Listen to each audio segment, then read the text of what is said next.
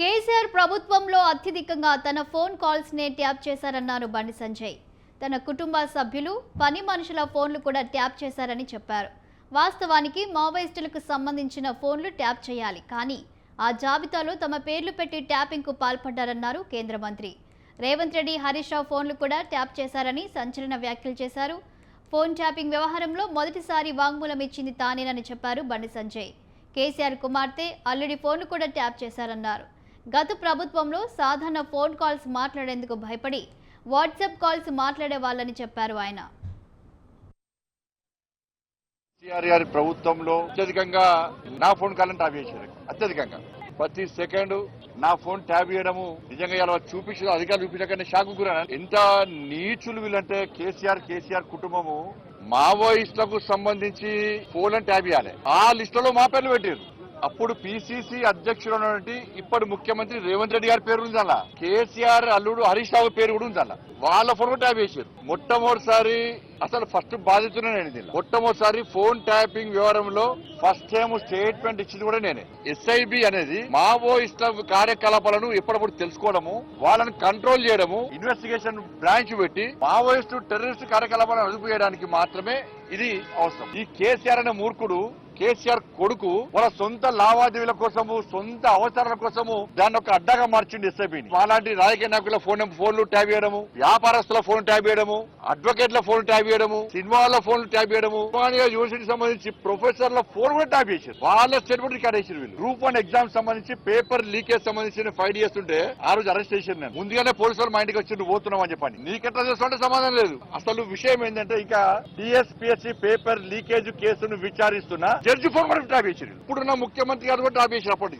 ఇది దీంతో పాటు అనేక లావాదేవీలకు సంబంధించి వీళ్ళు దీన్ని లబ్ధి పొందిన జిల్లా. కేసీఆర్ ప్రభుత్వంలో వామి వరుస లేవు. వాళ్ళకు తల్లి లేదు, నా తండ్రి లేడు, నా అక్క లేదు, నా చెల్లి లేదు. వాళ్ళకు నా కుటుంబ సభ్యుల ఫోన్ ట్యాప్ చేశారు. నా ఫోను, నా కుటుంబ సభ్యులది, మా సిబ్బందిది, లాస్ట్ కు మా ఇంట్లో పనిచేసే వర్కర్లు కూడా. మా పక్క పెట్టు సొంత కేసీఆర్ బిడ్డ కూడా ఫోన్ ట్యాప్ చేశారు. కేసీఆర్ అల్లుడు కూడా చేశారు.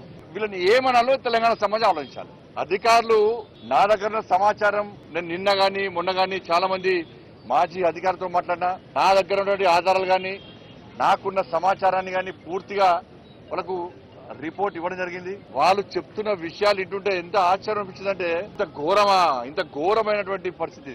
అసలు ఈ ప్రభాకర్ రావు అంటోడు, ఈ రాధాకిషోడు పెద్ద లఫంగా వీళ్ళు. వాళ్ళు చేసిన భాగవతం లోపల వాళ్ళు చెప్తుంటే వీళ్ళను సమాజం క్షమించదు. వీళ్ళకు ఉరిశిక్ష చేస్తే ఒక్కసారి చచ్చిపోతారు. ఉరిశిక్ష వీళ్ళు క్షణం ఆ రోజు నేను గాని, మా పార్టీ కార్యకర్తలు గాని, మా నాయకులు గాని ఎంత క్షోభకు గురి చేసారో ఈ ఫాల్ట్ గాని ఇద్దరు. వాళ్ళు చెప్తుంటే విషయాలు చెప్తుంటే నిజంగానే షాక్ గురైనా. ఆశ్చర్యం అనిపించింది. గింత నీచులా వీళ్ళు, గింత ఫాల్ట్ గాలా వీళ్ళు. వీళ్ళని వేసింది రేవంత్ రెడ్డి ప్రభుత్వం రేవంత్ రెడ్డి ప్రభుత్వం రాగానే కథం ఒకడు అమెరికా వీకిండు, ఇంకో అరెస్ట్ చేయడానికి గిన్ని సంవత్సరాలు పట్టింది. కాపాడే ప్రయత్నం రేవంత్ రెడ్డి ప్రభుత్వం చేస్తున్నది. అలా ఇన్ని వేల కోట్ల రూపాయలు ఇవాళ అక్రమాలు జరిగినప్పుడు దీని మీద రేవంత్ రెడ్డి గారి సర్కారు చర్యలు తీసుకునే అవకాశం ఉందా? తీసుకోదు. మరి ఈడీకి లేఖ రాస్తలేరు. ఈడీకి లెటర్ రాస్తే ఇవన్నీ దీని విచారణ జరుపుతారు కదా. ఫైనాన్స్ ట్రాన్సాక్షన్ జరిగింది కదా, వేల కోట్ల రూపాయలు ఇవాళ చేతులు మారినాయి కదా అక్రమంగా. ఇవాళ నడుతున్న సిట్ అధికారులు చాలా మంచి ఆఫీసర్లు. ఈ ఇద్దరు అధికారుల మీద మాకు ఏం వ్యతిరేకత లేదు. ఇద్దరు చాలా నిజాయితీ గల ఆఫీసర్లు, మంచి పేరుంది. కానీ మాకు ఉన్న అనుమానం వల్ల ఈ రేవంత్ రెడ్డి గారి సర్కారు మీద మాత్రమే అనుమానం. సంవత్సరమే వేల ఫోన్ ట్యాప్ చేసినట్టు ఆధారాలు దొరికినాయి. మీకు ఎన్ని సంవత్సరాలు వస్తారు దీన్ని? ఇంకా ఎన్ని సంవత్సరాలు వస్తారు దీన్ని? కమిషన్లు ఇస్తారా, టైం పాస్ చేస్తారా? కమిషన్లు రిపోర్ట్ ఇచ్చాక ఎవరు చెల్లించుకోలేదా? ఇన్ని సంవత్సరాలకి సంవత్సరం దాటింది. ఏ ఒక్క రాజకీయ నాయకుల మీద అరెస్ట్ చేసిరా మీరు? కేసీఆర్ కుటుంబం మీద చర్యలు తీసుకుని అరెస్ట్ చేసిరా ఎవరన్నా? ఎందుకంటే ఇద్దరు ఒకటే. ముఖ్యమంత్రి గారు ఫోన్ ట్యాప్ చేశారు కదా, ముఖ్యమంత్రి గారిని పిలిచి విచారణ చేసే దమ్ము వీళ్ళకుందా, అధికారం వీళ్ళకుందా?